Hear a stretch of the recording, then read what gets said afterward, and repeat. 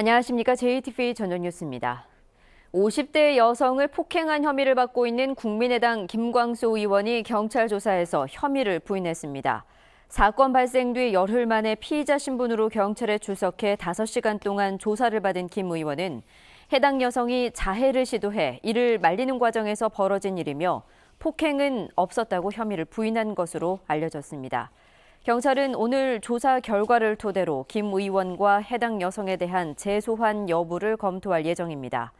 김 의원은 오늘 조사에 앞서 국민 여러분께 깊은 사죄를 드린다며 그동안 지방의원과 국회의원으로 일한 20여 년을 반성하고 성찰하는 시간을 갖겠다고 밝혔습니다. 국민의당 김광수 의원이 50대 여성 폭행 논란에 휘말린 것과 관련해 당 차원의 징계 여부가 논의될 것으로 보입니다. 국민의당 윤리심판원장에 내정된 양승함 연세대 명예교수는 만약 기소가 될 경우 당헌 당규에 따라 객관적이고 합리적인 판단을 내리기로 해 기소 여부에 따라 징계가 결정될 것으로 예상됩니다. 오늘 오전 경찰에 출두한 김광수 의원은 전북도당 도당위원장과 제5정책조정위원장 등을 포함한 모든 당직을 내려놓겠다고 말했습니다. 환경부가 암 환자가 잇따라 발병한 익산 장전마을에 대한 역학조사를 오는 10월부터 시작합니다. 환경부의 역학조사는 환경오염 실태와 주민 건강 등 두 가지로 나눠 내년 9월까지 1년 동안 진행될 예정입니다. 특히 전국 평균보다 높은 피부 암 환자 발병에 대한 집중조사도 이루어질 전망입니다. 익산 장전마을은 지난 2005년부터 암 환자가 발생한 뒤로 지금까지 모두 22명이 암에 걸려 12명이 숨지고 10명이 암으로 고통을 받고 있습니다. 성추행 의혹으로 조사를 받다 지난 5일 스스로 목숨을 끊은 부안 모 중학교 교사의 유가족이 전북교육청을 상대로 법적 대응에 나서겠다고 밝혔습니다. 해당 교사의 유가족은 성추행을 당했다고 문제를 제기한 학생들이 서운한 감정을 풀기 위해 거짓말을 했다고 교육청에 탄원서를 제출했는데도 교육청이 직위 해제와 징계 처분을 잇따라 결정해 고인이 극단적인 선택을 했다며 교육청 측에 법적 책임을 묻겠다고 말했습니다. 이 교사는 지난 4월 학생 7명이 성추행을 당했다며 신고해 경찰과 교육청의 조사를 받았으며 학생들의 진술 번복으로 경찰에서는 무혐의 처분을 받았습니다.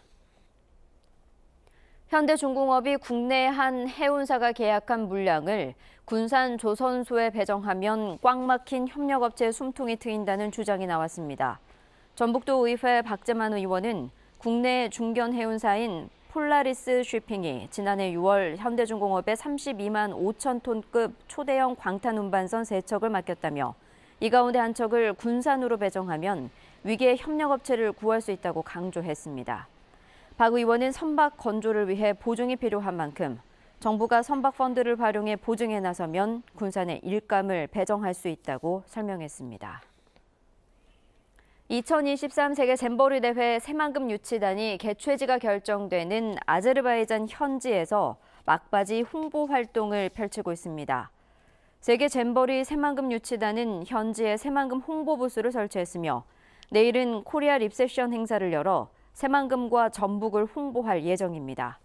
새만금과 폴란드 그단스크가 경쟁하고 있는 2023 세계 잼버리 개최지는 모레 열리는 세계 스카우트 연맹 총회에서 168개 회원국의 투표로 결정됩니다. 전주시가 주요 관광지를 소개하고 해설해주는 관광택시를 다음 달부터 운영합니다. 관광택시는 모두 20대로 예약을 받아 관광객에게 전주의 관광 명소와 맛집 등을 안내하게 됩니다. 전주시는 관광택시 운영에 앞서 택시기사 20명을 선발해 교육을 실시했습니다. 이동국을 포함한 전북 현대 선수 6명이 국가대표에 선발됐습니다.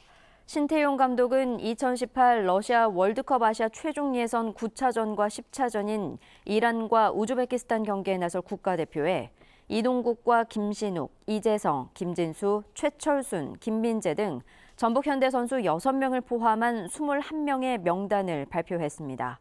이들은 오는 21일부터 소집돼 경기도 파주 국가대표팀 트레이닝 센터에서 발을 맞출 예정입니다. 정읍경찰서는 가축 분뇨를 몰래 버려 정읍천 물고기 수백 마리를 떼죽음에 이르게 한 혐의로 축산 분뇨 수거업체 직원 37살 백모 씨 등 2명을 구속했습니다. 이들은 공장 저장 탱크에 보관하던 200톤가량의 가축 분뇨를 지난 4월 정읍시 영파동 일반산업단지 인근 정읍천에 고의로 흘려보낸 혐의를 받고 있습니다. 전북은 오늘 지난해 60mm, 무주 50, 전주 40mm 등의 비가 내렸습니다.